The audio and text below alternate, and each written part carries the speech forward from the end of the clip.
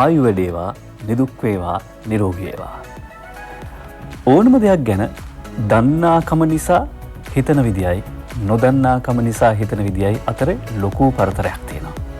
හරියට අඳුර සහ ආලෝකය විසින් එකම වස්තුවට අර්ථකථනයන් දෙකක් දෙනවා වගේ. අද අරුණ පුවත්පත හරි ලස්සන පින්තූර ටිකක් පිටුවක් පුරා සරසලා තිබුණා.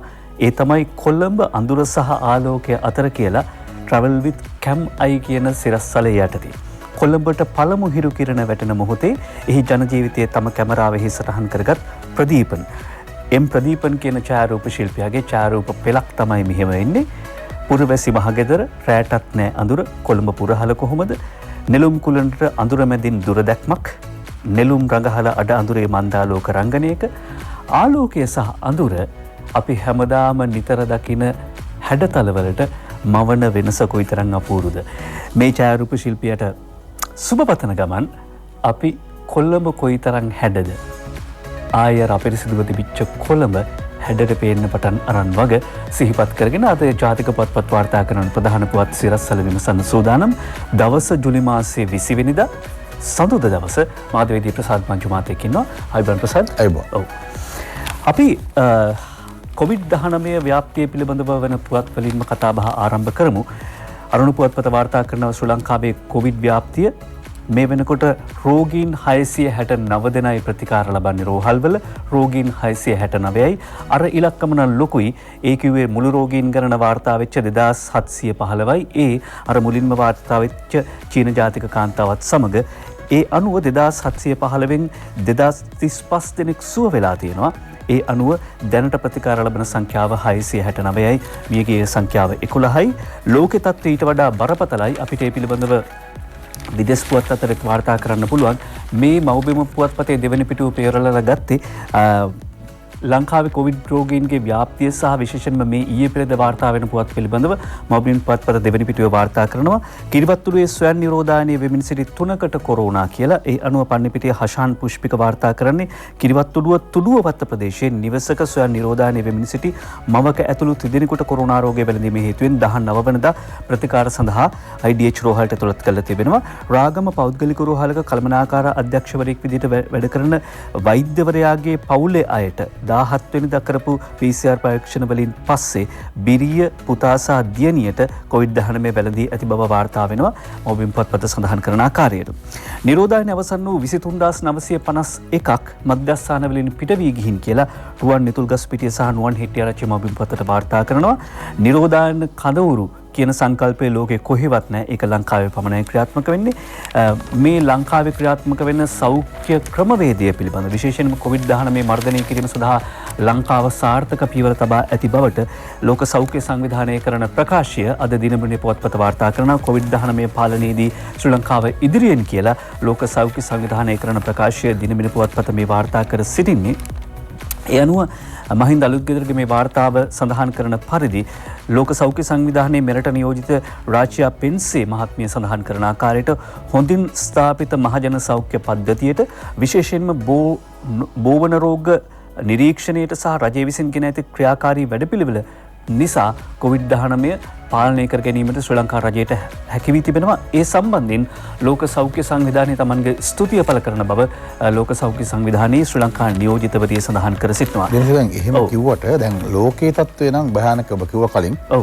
මොකද පෙරේදා දිනේදී 2,56,860ක් එකම දිනක වාර්තා වෙලා තියෙනවා. වැඩිම රෝගීන් සංඛ්‍යාව මේ වෙනිට ඇමරික එක්සත් ජනපදයේ බ්‍රසීලය සහ ඉන්දියාව තමයි මම හිතන්නේ වැඩිම රෝගී මාතාවලට. දැන් ඉන්දියාව දෙවෙනි ස්ථානයට පත් වෙමින් පවතිනවා.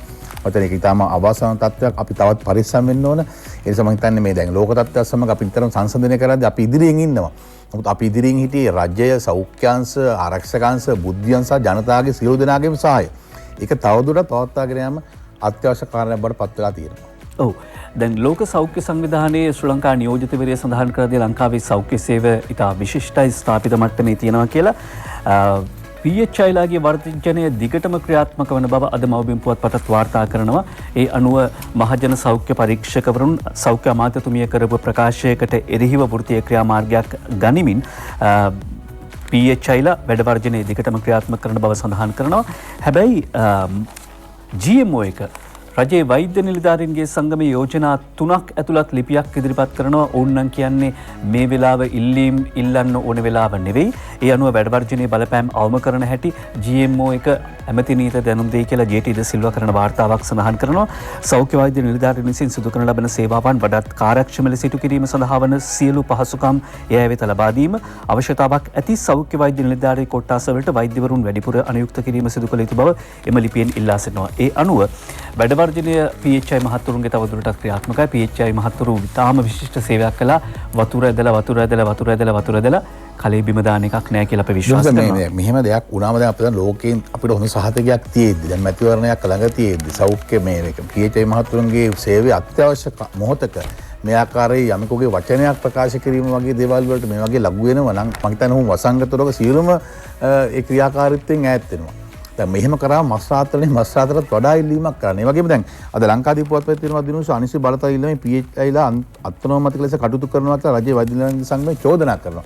ඔවුන් කියන ඔවුන්ගේ සංගමය සහ වෛද්‍යවරුන්ට නිසි ඒ කියන්නේ අවශ්‍ය උපකරණ සහ අවශ්‍ය සහයෝගය ලබා දෙන්න මේ වැඩි අපි කරන්නම් කියලා මං හිතනවා ඔවුන් අභියෝගයක් බාර ගන්නවා. ඒකත් හොඳ එක අතකින් මොකද මේ ලංකාවේ තියෙන තත්ත්වයක් එක්ක අපි දැන් ලෝකෙම පැසුම් අරගෙන ඉදිරියට යද්දී මෙහෙම එකම දම්බැලේ හිටපු එක පිරිසක් මේ ආකාරයෙන් කටයුතු කිරීම නිසා මේ ධම්මලේ මේ දාමයේම බිඳ වැටෙන දෙන්න නරකයි. මම හිතන්නේ අපි තවදුරටත් හිතනවා අද දිනේ සාකච්ඡා පැවැත්වී ඊයේත් පැවැත්වුනේ අසාර්ථකයි කියලා අපි හිතනවා PHI මහත්තුරුන් මතර ඔවුන්ගේ මානසික පැත්ත හිතලා රට ගැන හිතලා යම් සිරිතයක් එනවා. ඒ වගේම සෞඛ්‍ය අමාත්‍යාංශයෙන් නම් සිරිතයක් එනවා මැදකට ඇවිල්ලා මස්රාතම කවුරුවත් ඉල්ලන්නේ නැතුව මැදකට ඇවිල්ලා මේ තියෙන තත්ත්වයට ඉදිරියට ගෙනියන්න කියලා අපි ඔවුන්ගෙන් ඉල්ලීමක් කරනවා.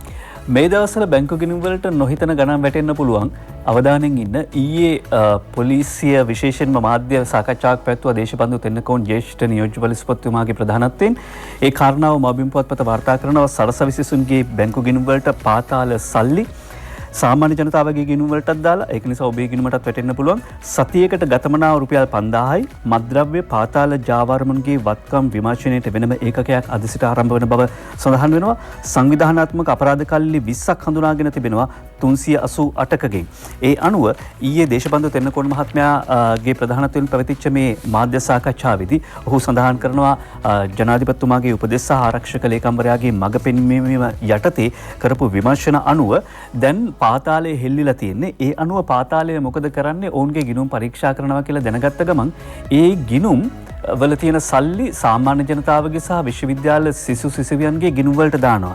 දාලා ඒ ජාවාරම් වලින් උපයාගත් විශාල ගිණුම් පවත්වා ගැනීම සඳහා විශ්වවිද්‍යාල සිසුන්ට හා සාමාන්‍ය ජනතාවට පාතාල නායකයන් රුපියල් 5000ක් වැනි මුදලක් සතිපතා ගෙවනවලු.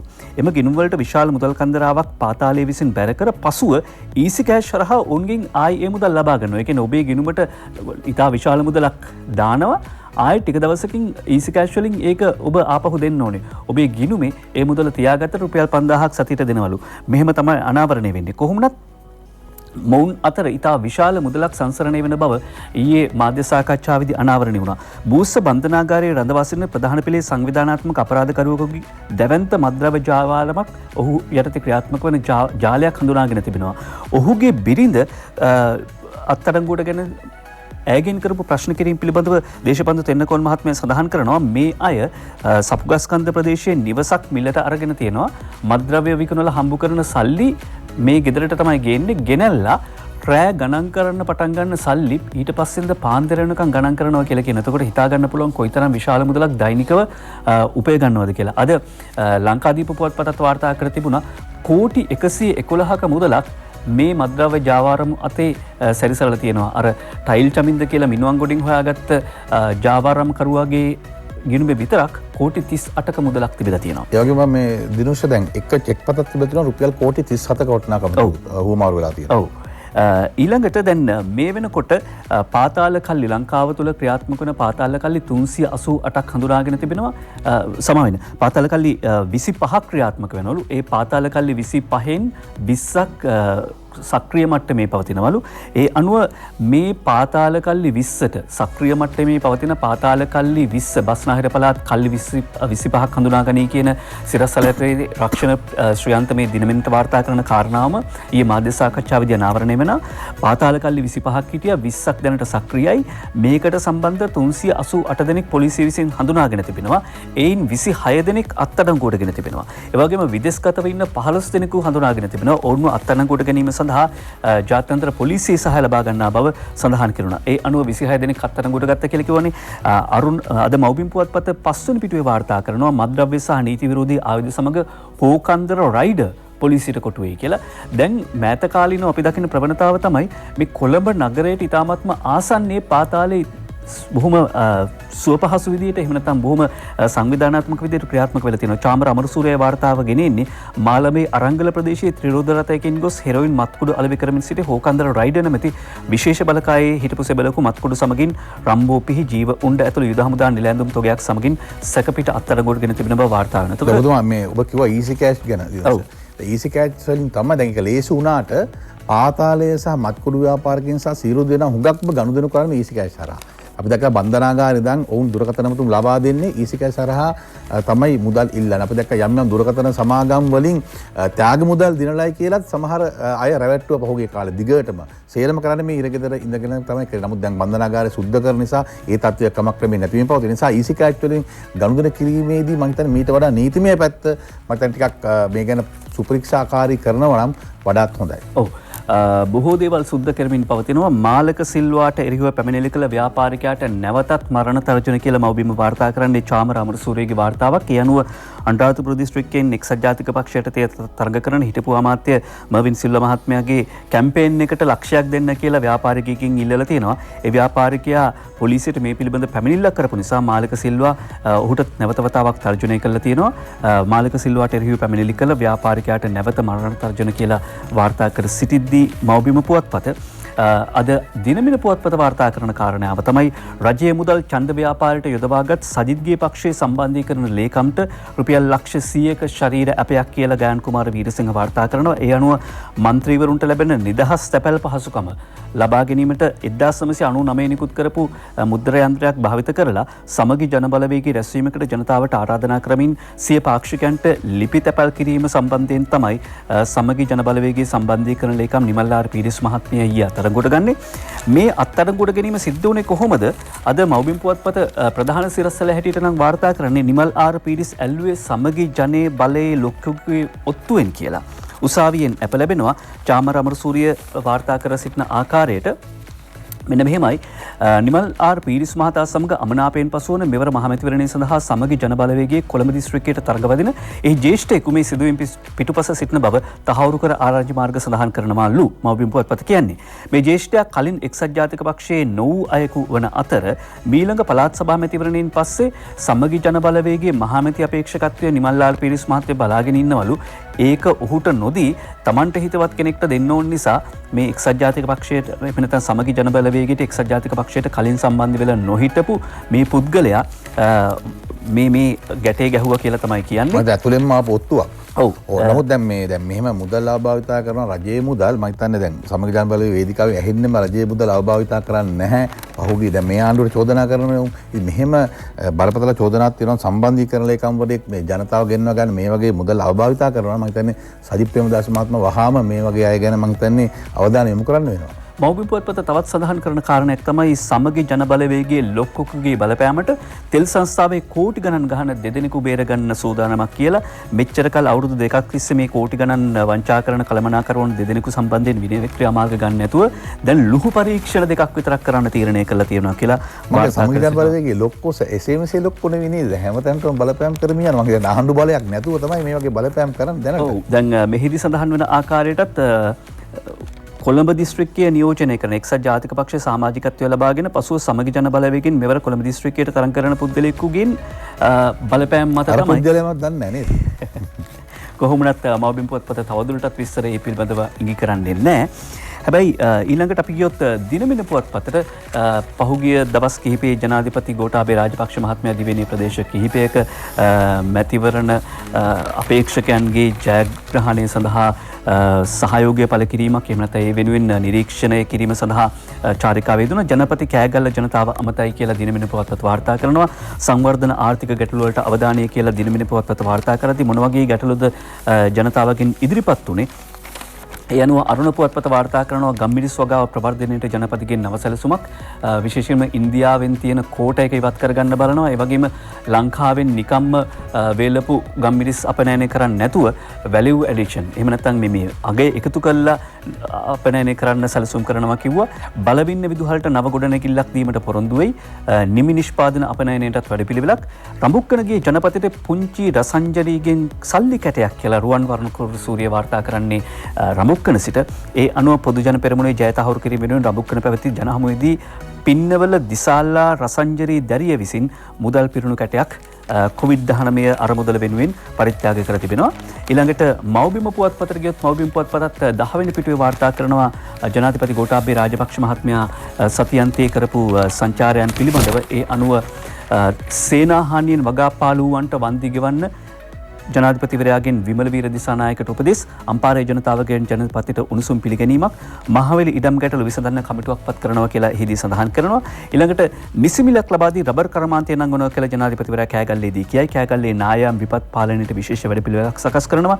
ශක්තිමත් පාර්ලිමේන්තුවක් හැදීමට පූර්ණ සහාය පළ කරන බව කෑගල්ලේ ජනතාව මෙහිදී සඳහන් කරනවා. මේ ජනරි මාලාව දිනුස් දැන් අලුත් සංස්කෘතියක් ඇති කරා මේ ජනාධිපති ගෝඨාභය රාජපක්ෂ මහත්මයාගේ. මොකද දැන් මේ සෞඛ්‍යාර්ථ උපදෙස් අනුව ජනතාව සීමා කරලා ජනතාවගේ අතරටම ගිහිලා කතා බහ කරනවා. ඔවුන්ගේ ප්‍රශ්න වලට එවෙලම පිළිතුරු ලබා දෙනවා. මීට කලින් අනුරාධපුරයේ ගුරුවරුන්ගේ අපිට පිළිතුරු ලබා දුන්නා. මේ වගේ අදාළ අයට කතා කරලා ඒ අවස්ථාවම මම හිතන්නේ පිළිතුරු ලබා දීම එක ආකාරකින් ජනාධිපති ජංගම සේවයක් වගේ. විවිධ ප්‍රශ්න වල තියෙන අයට පිළිතුරු ලබා දෙනවා. දැන් ප්‍රධාන ජනරාලය තිබුණා නම් මේ වගේ සුහදතාවයක් ආසන්න වීමක් කරන්න වෙන්නේ නැහැ. ඒ නිසා මේක එක්තරා ආකාරයක ජනතාවගේ පැත්තෙන් හොඳ කාර්යයක්. මොකද රටේ ප්‍රධාන පුජ්‍යලයාට තමන්ගේ ප්‍රශ්න ඉදිරිපත් කළා ඒ අවස්ථාවේ විසඳුමක් ලබා දීමේ ක්‍රමයක් තමයි මම හිතන්නේ ජනාධිපති කාර්යාලය දියත් කළා. ඒක ඉතාමත් වැදගත් දෙයක්. රටේ සාමය ආරක්ෂා කරන සාමාන්‍ය පොලිසියට අමතරව පුරාවිද්‍යා භූමි සංරක්ෂණයේ පොලිසියක් පිහිටුවන්නට කාලය එළඹ තිබේ කියලා අද මව්බිම් පුවත්පත කතුවැකිය සඳහන් කරනවා. එසේ නැතිනම් මුහුදු විහාරය රැක ගැනීම හමුදාවට බාර කළාසේ රට පුරා පිහිටි ඓතිහාසික ස්ථාන රැක බලා ගැනීමේ වගකීමද හමුදාවට බාර කළ යුතුයි කියලා සංස්කෘතිය ඩෝසර් කිරීම මැයින් අද කතුවැකිය පළ කරනවා මව්බිම පුවත්පත. සංස්කෘතිය ඩෝසර් කරේ කවුද? මොකක්ද සිද්ධ වෙන්නේ? මේ ආදී කාරණා විමසන්න පුළුවන් ජාතික පුවත්පත් වාර්තා කරනවා මේ පිළිබඳව පුවත්. අපි විරාමයකින් පස්සේ සංස්කෘතිය ඩෝසර් කිරීමට අදාළ කරුණු ඇතුළු බොහෝ දේවල් ඉඩ ලැබෙන පරිදි ගෙනෙන්න ලෑස්ති.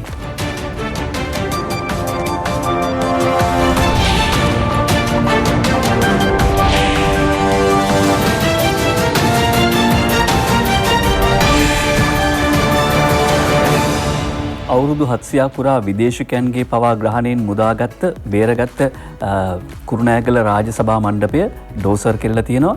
එතකොට පුරාවස්තු විනාශයට එරෙහිව වහාම නීතිය ක්‍රියාත්මක කරන්න කියලා ජනතා විමුක්ති පෙරමුණේ හිටි පාර්ලිමේන්තු මන්ත්‍රී විජිත හේරත් මහත්මයා සඳහන් කරන ප්‍රකාශය නදී මානිකගේ වාර්තා කරනවා. කුරුණෑගල සිද්ධියට පුරාවිද්‍යා දෙපාර්තමේන්තුව වගකිව යුතුයි කියලා ආචාර්ය හර්ෂද සිල්වා මහත්මයා කරනවා. ඓතිහාසික ස්ථාන වහාම ගැසට් කරන්න ඕනි කියලා ඔහු යෝජනා කරනවා. අරුණ පුවත්පත වාර්තා කරන්නේ ඒ එක්කම පුරාවිද්‍යා ස්ථාන රකින්න හැටි ගැන අපට උගන්වන්න අවශ්‍ය නැහැ. කුරුණෑගල වැඩකරුවන් ඉන්නවා නම් තරාතිරම නොබලා කටයුතු කරන්න කියලා අමාත්‍ය විමල් පීරවංශ මහත්මයා කියනවා. මේ කුරුණෑගල පුරාවිද්‍යා සිද්ධිය පිළිබඳව මම අගමැතිතුමා එක්ක දුරකථනයෙන් කතා කළා. එතුමා ඉතා පැහැදිලිව කිව්වා එතුමා පත් කළ කමිටුවේ වාර්තාව තව දින කිහිපයකින් ලැබෙනවා. ඒ වාර්තාවේ පෙන්නලා තියෙනවා නම් කවුරු හරි ඒකට වර්ධකරු කියලා ඔහුගේ තරාතිරම මොකක් වුණත් ඔහුට එරෙහිව නීතිය අනිවාර්යයෙන්ම ක්‍රියාත්මක කරනවා කියලා ජනාධිපතිතුමා අගමැතිතුමායි දෙන්නම පොරොන්දුනා කියලා විමල් වීරවංශ මහත්මයා සඳහන් කරනවා. මේ අතරේ අද දවසේදී මේ වාර්තාව නිකුත් කිරීමට නියමිත බව සඳහන් කරන හොස්සලගේ මැස්ස යනවා. ඔව ගණන් ගන්න එපා. මව්බිම 4 වෙනි පිටුවේ වාර්තා කරන කුරුණෑගල රාජසභා මණ්ඩපයට කළ විනාශය ගැන වාර්තාව අද අගමැති අතට පුරාවිද්‍යා අධ්‍යක්ෂ ජෙනරාල් සෙනරත් දිසානායක මහත්මයා කියනවා මේ පුරාවිද්‍යා වටිනාකමක් සහිත ස්ථානය මීට කලින් බදු දීලා තියෙනවා. ඊළඟට ඒකත් ඒ බදුදීම සාමාන්‍යයෙන් සිද්ධ වෙන දෙයක්. හැබැයි භාවිතයට ගත්තේ මොකද්ද කියන එක පිළිබඳව ප්‍රශ්නයක් පවතිනවා. ඒ වගේම මේ ඉදිකිරීම එහෙම නැත්නම් මේ පුරාවිද්‍යාත්මක වටිනාකමක් තියෙන ස්මාරකය ඉවත් කිරීමට කටයුතු කිරීම බොහෝ ගැටලු සහගත බව වාර්තාවේ සඳහන් වෙනවා. ඒ වගේම අද අරුණ පුවත්පතත් සඳහන් කරන කාරණයක් තමයි මේ පළවෙනි වාර්තාවෙන් එහෙම නැත්නම් ආරම්භයේ ගත්තාම මේකේ මේ පුරාවිද්‍යාත්මක වටිනාකමක් තියෙන බව තහවුරු වෙලා තියෙනවා. ඒ නිසා මේ කඩා බිඳ දැමීම ඩෝසර් කිරීම ගැටලුවක් බව තමයි වාර්තා කරන්න ප්‍රසාද්. ඔව් මම දැන් මේ සම්බන්ධයෙන් අගමැතිතුමාට දැනගන්න ලැබුණු වහම දිනුෂ පැය දෙකක් ඇතුළත අගමැතිතුමා විශේෂත්ව කමිටුවක් පත් කළා මහින්ද රාජපක්ෂ මහත්මයා මේ ගැන වහම වාර්තාවක් සකස් කරන්න කියලා. ඒ වගේම දැන් අපි දන්නවා දැන් යම් සිද්ධි වෙන්න පුළුවන්. නමුත් මේකට දක්වන ප්‍රතිචාරය තමයි ඉතාමත් වැදගත්. මොකද රජයක් විදියට තරාතිරම නොබලා දඩුවම් දීමට තීරණය කිරීම ඉතාමත් වැදගත්. අනිත් කාර්යය තමයි දැන් මේක දැන් මැතිවරණ වේදිකාවට එනවා. අපි දැක්ක දැන් ක්‍රිකට් ක්‍රීඩකගේ ප්‍රශ්නය ආවා. කරුණාම්මගේ ප්‍රකාශය ආවා. තොණ්ඩන් මහතාගේ මලගෙදර ආවා. මේ මොනවා හරි දෙයක් යම් අය මැතිවරණ වේදිකාවට ගේනවා. දැන් මේ මැතිවරණ වේදිකාවේ තමයි හරි අපූර්ව දේවල් වෙන්නේ. දැන් සියලුම දෙනා දැන් කියනවා දැන් මේක දැන් මේ ආණ්ඩුවක් කියනවා. නමුත් දැන් ඒ කියන සමහරුන්ගෙන් අහන්න කැමති ජනතාව අහනවා දැන් විසම කූරගල මුහුදු මහා විහාරය. ඒ වගේ දේවල් සිද්ධ වෙද්දී ඇස්කම් පියාගෙන හිටපු අය. දැන් උදාහරණයක් විදිහට දිනුෂ දැන් දුඩුගැමුණු මහරජතුමයි එළාර රජතුමයි අතර යුද්ධය තිබුණා විජිතපුර බලකොටුව සහ එතන පුරාවිද්‍යා ඒ කැරීම් ඩෝසර් කරලා තමයි සමහර ඇමතුරු යහපාලනේ නිවාසු ව්‍යාපෘති හැදුවේ. දැන් ඒ අයත් අහනවා මේ ඇයි මෙහෙම වෙන්නේ කියලා. හැබැයි අර වෙලාවේ හැස්කම් පියාගෙන හිටියා. දැන් විල්පත්තුව මහා වනයේ විනාශ වෙනකොට අවුරුදු ගාණක් නිහඬව හිටියා. දැන් එහෙම අය තමයි දැන් අහන්නේ. මම හිතන්නේ දැන් හරි කමන්න උන්ට පොඩ්ඩක් ඇහැරෙන්න අවස්ථාව ලැබිලා තියෙනවා. නමුත් පැය දෙකක් ඇතුළත අගමැති මහින්ද රාජපක්ෂ මහත්මයා දැඩිව කිව්වා වහම මේ ගැන පරීක්ෂණයක් පවත්වන්න. මොකද මුහුදු මහා විහාරය බේරගත්තේ මේ පහුගිය ආණ්ඩුව කරපු වැරදි වලින් වර්තමාන ආණ්ඩුව ගිහිල්ලා වෙනම කලාපයක් හදලා ආරක්ෂක අංශ ස්ථාපිත කරලා ඒ උතුරුණගෙන ඉහළ පුරාවස්තු මම හිතන්නේ රැකගන්න වැඩි පිළිවෙලක් සකස් කරා. ඒ නිසා අගමැතිතුමාත් ගියා ජනාධිපතිතුමාත් ගිහිල්ලා ඒ අවස්ථාවන් ඒ කියන්නේ අවශ්‍ය උපදෙස් ලබා දීලා මහානාමිරුන්ගේ අවවාද අනුශාසන ඇතුව තමයි ඒවා ක්‍රියාත්මක කළේ. ඉතින් ඒ වගේ දේවල් සංරක්ෂණය කරන වර්තමාන ආණ්ඩුව කැපෙලා ඉන්න අවස්ථාවකදී මම හිතන්නේ මේ වගේ දෙයක් වෙන්න බෑ. මේක වගේ දෙයක් වෙලා තියෙනවා නම් මම හිතන්නේ තරාතිරම නොබලා දඩුවම් ලබා දීමට රජයේ පියවර ගනී කියලා අනිවාර්යයෙන්ම අපිට විශ්වාසයක් තියෙනවා. මොකද කවුරු හරි වැරද්දක් කළා කියන කාරණාව Tamanට වැරදි කරන්න නිදහසට කාරණයක් බවට පත් වෙන්නේ නැහැ. විශේෂයෙන්ම අග්‍රාමාත්‍ය මහින්ද රාජපක්ෂ මහත්මයා කියනවා බලයේ සිටියේදී නිදන් හැරු අය අද මඩ ගහනවා කියලා මව්බිම් පුවත්පත මේ ප්‍රකාශය උපුටා දක්වනවා. ඒ වාර්තාව ගෙනෙන්නේ ක්‍රිෂාන් පතිරත් ජයසූරිය. ඒ අනුව යහපත එහෙම නැත්නම් බලාපොරොත්තු වන සාධාරණ ඉෂ්ට වෙයි කියලා විශ්වාස කරනවා. මොකද මේ පුරාවස්තු පුරාවිද්‍යාත්මක උරුමයන් අවුරුදු 700ක් විතර රැකගෙන ආපු දෙවන බුවනික බාහු රජුරුවන්ගේ මේ රාජසභා මණ්ඩපය මේක රැක ගැනීම සහ මේවා අනුමත කරන්නේ විශේෂයෙන්ම කුරුණෑගල නගරාධිපතිවරයා ඊට පස්සේ පවත්වපු මාධ්‍ය සාකච්ඡාවේදීත් පොඩක් කොලේ වැහුවා. එහෙම දේවල් අපි බලාපොරොත්තු වෙන්නේ නැහැ. ඒවා සමාජයක් විදියට මම ඒ සේරටම උත්තරේ අර කමිටු වාර්තාවෙන් ලැබෙයි දිනුෂ. මොකද අපි දන්නවා දැන් සමහර දැන් අවස්ථාවලදී අවුරුදු 100කට වඩා කරණි වෙන්න ඕන පුරාවිද්‍යාව වටිනාකමක් වෙන එක නීති තියෙනවා. මම හිතන්නේ මේකට සංවාදයක් ඇති වෙනවා. සමහර ඒවා නවීකරණය කරනවා, සමහර අලුත් වැඩියා කරනවා, සමහර නගර සැලසුම් වලදී යම් වෙනස්කම් කරනවා. හැබැයි සේරම කරන්න ඕන පුරාවිද්‍යාව සහ උරුමය රැකගෙන ආකාරයෙන් තමයි. මොකද ඉතිහාසයක් නැතුව අපිට වර්තමානයක්වත් අනාගතයක්වත් නැහැ. ඊට පස්සේ අපි කැමති දේශපාලන වේදිකාවේ මතුවන අදහස් වලට අවධානය යොමු කරන්න. අද ජුලි මාසයේ 20 වෙනිදා 1981 ජුලි මාසයේ 20 වෙනිදා අද වගේ දවසක තමයි මහාචාර්ය දිරවිඩ සරච්චන්ද්‍රයන්ට එක්සත් ජාතික පක්ෂයේ සම්බන්ධ මැර පිටසක් විසින් නවනගර ශාලාවේදී පහර දෙන්නේ. ඒ සිදුවීමක් පැතුණා. ඔව් කාණුවක ධර්මිෂ්ඨ සමාජයක් ඇති කරන්න ගිය අය තමයි මේ පහර දීම සිදු කරේ. ඔව් මේවා ඉතිහාසයේ වළක්වන්න පුළුවන් දේවල් නෙවෙයි. ඓතිහාසික ස්මාරක බිඳ දැමීම බිඳ වැටීම පිළිබඳව අපි කනගාටු වෙනවා වගේම මේ වගේ සිදුවීම් පිළිබඳවත් අපි කනගාටුව පළ කරනවා. කොරෝනා වලින් නැදවැටුණු ආර්ථිකය යලි ගොඩනැගීමට එක්සත් ජාතික පක්ෂ ආණ්ඩුවකින් මුල් තැන දෙනවා කියලා හිටපු අග්‍රාමාත්‍ය රනිල් වික්‍රමසිංහ මහත්මයා කියනවා. මාස 9කට කලින් ආණ්ඩුව ඉදිරිපත් කළ ප්‍රතිපත්ති ප්‍රකාශනයක්. හැබැයි ඒකේ කිසි දෙයක් ඉෂ්ට කරන්න මේ වෙනකොට සමත් වෙලා නැහැ. මේ කාලෙදී කොරෝනාව පාලනය කළ ආණ්ඩුව ප්‍රකාශ කළත් එවැනි දෙයක් සිදු වෙලා නැහැ කියලා දින මින පුවත්පත මේ වාර්තා කර සිටින්නේ. වාර්තා කර සිටින්නේ දිනමින පුවත්පත වාර්තා කරන සිටින ආකාරයට කොරෝනා වලින් ඇදවැටුණු ආර්ථිකය යලි ගොඩනැගීමට එක්සත් ජාතික පක්ෂ ආණ්ඩුව මේ වික්‍රමසිංහ මහත්මයා දැන් අපි කොරෝනා අමතක කරන්න හැදුවට කොරෝනා අපිව මතක් කරනවා කියලා හැම ඉස්සෙම කියලා වික්‍රමසිංහ මහත්මයා කියන්නේ කොරෝනාත් සමග පුදුම සංවාදයක් තියෙනවා මේ දවස්වල. ඊළඟට කොරෝනා වසංගතයෙන් මිදීමට ආණ්ඩුවට කිසිම සැලසුමක් නැහැ කියලා සමගි ජන බලවේගයේ නායක සජිත් ප්‍රේමදාස මහත්මයා පොළොන්නරුවේදී ප්‍රකාශ කර සිටිනවා. දේශපාලන වේදිකාවේ දක්වන ඊළඟ අදහස් වලට ගියාම අප ජාතියට දායාද කළ සම්පත් ටික විකුණා දැමීම හැර ගිය ආණ්ඩුවට වෙන පරමාර්ථයක් තිබුණේ නැහැ කියලා අග්‍රාමාත්‍ය මහින්ද රාජපක්ෂ මහත්මයා මහියංගනයේදී සඳහන් කරනවා. දිනමිට පුවත්පත වාර්තා කරන ආකාරයට කෘෂි කාර්මික ආර්ථිකයේක හිමිකම් කියන මහියංගනයේ ජනතා අපේක්ෂා ඉටු කරන්න කියලා හිතපු අමාත්‍ය නිමල් සිරිපාල දෙසිල්ල මහත්මයා කියනවා. ගිය ආණ්ඩුව නතර කළ ජල යෝජනා ක්‍රම නැවත ක්‍රියාවට නංවන්න අවශ්‍යයි. බල්දුල්ල දිස්ත්‍රික් අපේක්ෂක තේනුක විද්‍යාගමගේ කරන ප්‍රකාශය අද දිනමින වාර්තා කරනවා. අපි හිටියනම් වරාය නගරයේ වැඩ කටයුතු මේ වෙනකොට ඉවරයි. යහපාලනය අපිට තිබුණු ඉඩම් ටිකත් ආපහු බෙදා දුන්නා කියලා අගමැති මහින්ද රාජපක්ෂ මහත්මයා කරන ප්‍රකාශය අරුණ පුවත්පත වාර්තා කරනවා. කොළඹ පෝර්ට් සිටිය දිනුෂ වසර 2කමාරක් වසර 3ක් ප්‍රමාද වුණා ඉදිකිරීම කටයුතු. මොකද මේ යහපාලන ආණ්ඩුව බලයට පත් වෙලා චීනයත් සමග යම් යම් ආකාරයේ ප්‍රශ්න ඇති වුණා. ඒ වගේම අපි දැක්ක මුල්ගල මහින්ද රාජපක්ෂ මහත්තයා චීන ජනාධිපතිතුමාගේ මුල්ගල ගලවල මූදට විසි කරා. මේ කාරණා සමගම වසර 3ක ප්‍රමාදයක් වුණා මේ කොළඹ වරාය නගරේ පෝර්ට් සිටි දිගේ. නමුත් දැන් ඉදිකිරීම පවත්වන ඉතා කඩින මේ මම හිතා ලබන අවුරුදු වෙනකොට කියන්නේ යම් යම් උද්‍යාන කිහිපයක්ම පොදු ජනතාව වෙනුවෙන් නොමිලේ විවෘත කිරීමට රාජ්‍ය සැලසුම් කරලා තියෙනවා. ඔව් මේ ආණ්ඩුව මාස 6ක් ඇතුළත Tamanට වැඩ බෑ කියලා ඔප්පු කරලා තියෙනවා කියලා සජිත් ප්‍රේමදාස මහත්මයා කියනවා. කොරෝනා ජයගත්තා නම් කොහෙන්ද මේ දෙවෙනි රැල්ලක් එන්නේ? සමගි ජන බලවේගයේ නායක සජිත් ප්‍රේමදාස මහත්මයා ප්‍රශ්න කරනවා. දේශපාලන කුහකයන් විසින් 20000ක් දීමේ යෝජනාවට සමච්චල් කරනවා කියලා ඔහු කරන ප්‍රකාශය අද අරුණ පුවත්පත 8 වෙනි පිටුවේ වාර්තා කර සිටිනවා. ඒ අනුව මාත් එක්ක ඉන්න මගේ පළාත් පාලන නියෝජිතයන්ට මම මුලින්ම කියන්න ඕන ඔය අයත් එක්ක මම දිගටම ඉන්නවා. මට උදව් කරන්න කැමති නම් 5 වෙනිදාට කලින් එන්න. 5 වෙනිදායින් පස්සේ ආවට වැඩක් නැහැ කියලා ඔහු සඳහන් කරනවා. ඒ අරුණ පුවත්පත වාර්තා කරනවා. 5 වෙනිදා පස්සේ ආවොත් මම හිතන්නේ මේ හොයාගන්න බැරි වේද නැත්නම් කොහේ හරි ඉන්න තැනක් කියලා තියෙනවද? මොකද කලින් පාර අපි දැක්ක අර රංගේ මණ්ඩාර මහත්මයාම කිව්වා දැන් අර විල්පත් උසා යාලේ තමයි හිටියේ කියලා ඡන්දෙන් පස්සේ සජිත් ප්‍රේමදාස මහත්තයා. ඔව්. ඊළඟට අරුණ පුවත්පත වාර්තා කරනවා දේශපාලන වේදිකාවේ දක්වන තවත් අදහස්. ඒ අනුව එක්සත් ජාතික පක්ෂය දෙකට බෙදලා තියෙනවා. අකිල මහත්තයලට ඉතිහාසය දඬුවම් දේවි එක්සත් ජාතික පක්ෂය කඩපු පාපිට කියලා කුරුණෑගල දිස්ත්‍රික් හිටපු පාර්ලිමේන්තු මන්ත්‍රී සමගි ජන බලවේගයේ අපේක්ෂක නලින් බණ්ඩාර මහත්මයා කරන ප්‍රකාශය අරුණ පුවත්පත වාර්තා කරනවා. විද්වතුන් ඉදිරිපත් කර තිබෙන අපේ පක්ෂයෙන් පමණයි ජාතික ජන බලවේගයේ අපේක්ෂක නලින්ද ජයතිස්ස මහත්මයා කරනවා ප්‍රකාශයක්. මේ රටේ ජනතාවට ප්‍රශ්නයක් ඇති වුණාම මුලින්ම මතක් වෙන්නේ ජනතා විමුක්ති පෙරමුණයි ජාතික ජන බලවේගයේ කළුතර අපේක්ෂක වෛද්‍ය නලින්ද ජයතිස්ස මහත්මයා කියන ඔවුන් විතරයිලු විද්වතුන් ඉදිරිපත් කරලා තියෙන්නේ. අග්‍රාමාත්‍ය මහින්ද රාජපක්ෂ මහත්මයා කරන ප්‍රකාශය මව්බිම් පුවත්පත වාර්තා කරනවා. රටට අහිතකර 19 වෙනි ව්‍යවස්ථා සංශෝධනය කිරීමට අපි සූදානම්. වෙනස් කරන්න ඒක අපි සූදානම්. බලය ගන්න දුප්පත් තුන් පාවිච්චි කිරීම වැරදි කියලා ධනසිරි අමරතුංග මහත්මයා කරනවා. එක්සත් ජාතික පක්ෂයේ දෙකඩ කළේ සජිත් ආයේ එකතු කරන්න බැරි විදිහට මේ වැඩේ කළා. මේ රට ලස්සන කළ හැකේ පොහුට්ටුවට පමණයි කියලා අග්‍රාමාත්‍යවරයා සඳහන් කරනවා. ඒ අතරේ කෑගල්ල අපේක්ෂක අනුරාධ දූල විජේරත්න කරන ප්‍රකාශයේ මව්බිම් පුවත්පත වාර්තා කරනවා.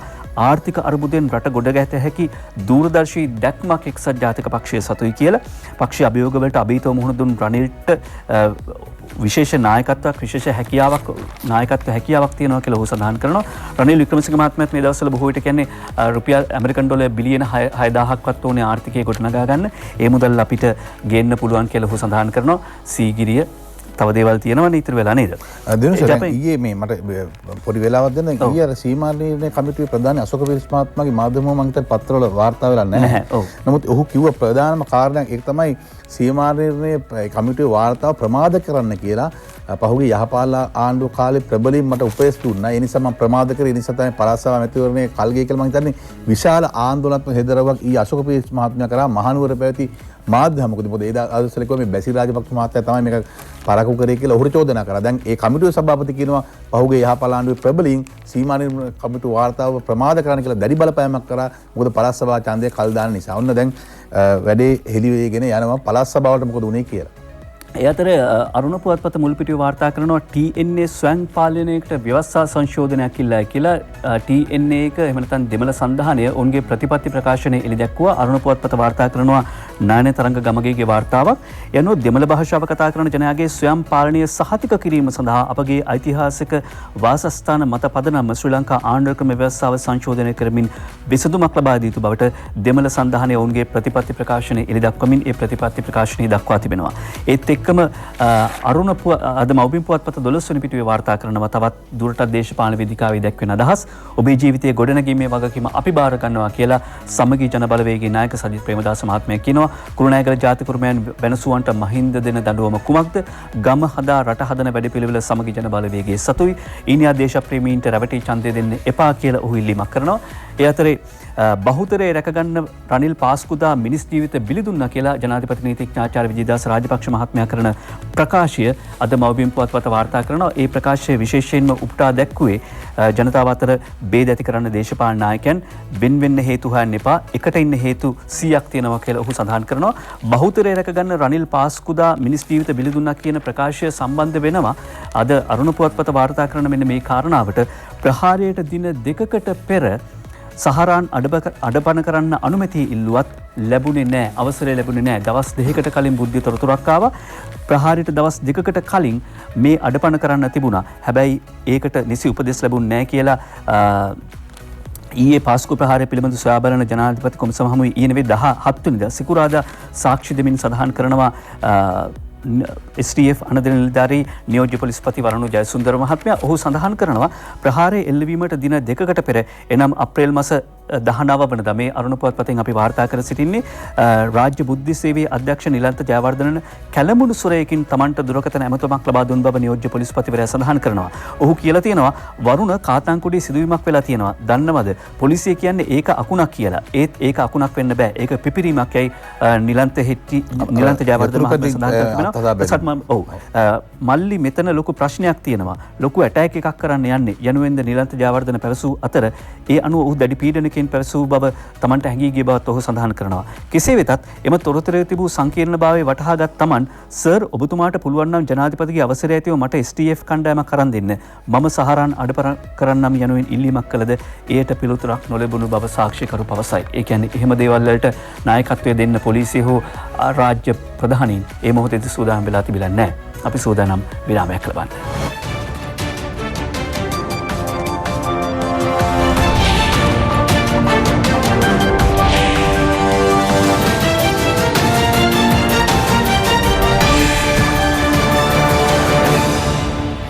කොරෝනාවෙන් ඉන්දියාව හෙල්ලිලා කියලා අද ජාතික පුවත්පත් වාර්තා කරනවා. විදේශ පුවත් අතරේ අගෝස්තුවේදී ආසාදිතයන් ලක්ෂ 20 ඉක්මවයි කියලා කොරෝනාව ඉන්දියාව සසල කර පුවත වාර්තා කරනවා විදේශ පුවත් අතරේ. ඊළඟට දිනමින 4 දෙසට ගියොත් දිනමින 14 වෙනි පිටුවේ වාර්තා කරනවා බඹරකන්ද දිය ඇල්ල සිඳිලා.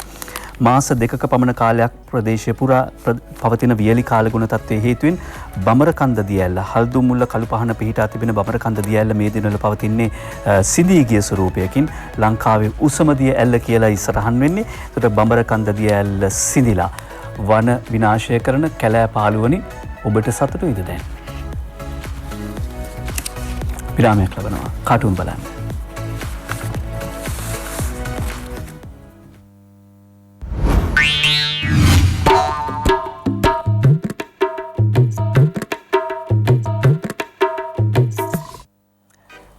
අපි පටන් ගනිමු අරුණ පුවත්පතේ හසන්ත විජයනායකගේ කාටුනෙන්. මහින්ද අමරවීර ඇමතිතුමා යනවා මනු කියවන්නෙක් වෙලා ලයිට් බිල කියවන්න. යනකොට පිටිපස්සෙන් එලවන් එනවා වැඩි වෙච්ච ලයිට් බිල අතේ අරන් එන විදුලි පාරිභෝගිකයා. ඒ මදිවට බස් ගාස්තු කියන බල්ලත් බුරන්න පටන් අරගෙන අද ඉඳලා බස් වලින් 50% ධාවනය වෙන්නේ කියලාත් ගමනු විජේරත්නත් කියලා තිබුණා. මේ දවස්වල දේශපාලන පොරොන්දු තමයි කාටුන වල හුඟක් ශිල්පීන්ගේ අවධානය ලක් කරලා තියෙන. මෙන්න මව්බිම් පුවත්වල MD වීරරත්නගේ මර්ජිපාල කම්කරුවෝ වතුහිමියෝ කරනවාලු ප්‍රවෘත්තියක්. එතකොට සිකියුරිටි අය මොකද පහුගියසල කතාවක් ඇහුවා උසනම් සිකියුරිටි මිටිනම් කම්කරු කියලා. අරුණ පුවත්පතේ හුරේරා කාටුනේ නිර්මාණය කරන්නේ පොකට් කාටුනේ නිර්මාණය කරන්නේ හසන්ත විජයනායක. රනිල් වික්‍රමසිංහ මහත්තයා මුණ ගැහිලා හසන්තට ආර්ථිකය ගොඩනගන්න අවශ්‍ය මුදල් සොයා දෙන්න මම සූදානම්. වික්‍රමසිංහ මහත්තයා කියනවා. අර්ජුන් මහේන්ද්‍රන් සොයා දෙන්න සූදානමක් නැද්ද සර්? මෙන්න විදුර අබේනායක තවත් මම හිතන්නේ අර වගේ පොරොන්දු ගැන කතා කරනවා. දවසේ පද 4 මව්බිම් පුවත්පතට ඡන්දෙට පෙර රජය දුන්නා 5000ක්. ඡන්දෙන් පසු සජිත් දෙනවලු 20000ක්. දැන් රනිලු දෙන්න යනවලු 10000ක්. ඡන්දෙට මිල නියම වෙයි 35000ක්. අද අරුණ පුවත්පතට රංචගොඩ ළමයක් ලියනවා කවි දෙකක්. රංචගොඩ ළමයා ඉස්සෙල්ලම පුවත්පතකට ගෙනාවේ සිරිලාල් කොඩිකාර කියන ජ්‍යෙෂ්ඨ මාධ්‍යවේදියා. රංචගොඩ ළමයා කියනවා බැංකු අතර බැංකුවේ ලොකු ලොක්කන්ට රෑ වැඩ කරන තරමට සැරවැරවෙන්න ඉහළම තැන්වලට මෙරටේ සිද්ධ වුණේ කල්කිරියාව හින්දායි කම්මැලි අලස. එනමුදු තවම ඒ තත්ත්වයේ ලොකු වෙනසක් නොමැති බවට දැක්වෙන පුවතක් දුටිමි. මහා බැංකුවේ ප්‍රමාදය කරනකොට සංචාරක ක්ෂේත්‍රයේ ලක්ෂයකට පීඩා. ලොකු බැංකුවේ උදවියට සද්ද කළා මදි වගේ පේන්න තියෙන්නේ. අපි සමුගන්නවද? පුළුවන්. ඔව් මෙන්න අවුරුදු කාලේ දැන් රතිඤ්ඤ පත්තු කරලා උඩා දරුවන් එහෙම තරුණයින් කෑ ගහනවා. ඒ වගේ මෙන්න තරුණෙක් වගේ කෙනෙක් කෑ ගහන බෑ තරුණෙක්ම නෙවෙයි කවුද මේ කෑ ගහන්නේ? දිනවෙන පුවත්පතට දර්ශනගේ කාටුන් එක. මැතිවරණයේ සෞඛ්‍ය රෙගුලාසි ගැසට් පත්‍රය නිකුත් කරේ පුවතක් මෙන්න ඩෝන් පටෝන් කියලා රතිඤ්ඤ පත්තු කරලා කෑ ගහනවා මැකෝ. කොහොමුණත් කොරෝනා පාලනය වෙලා ලංකාව තුළ ඔබ පාලනය වෙලා ඉන්න එහෙමුණොත් මේ වසංගතයෙන් මිදෙන්න පුළුවන්. ඔබට නිරුපද්‍රිත නිරෝගිමත් දවසක්. ආයුබෝවන්.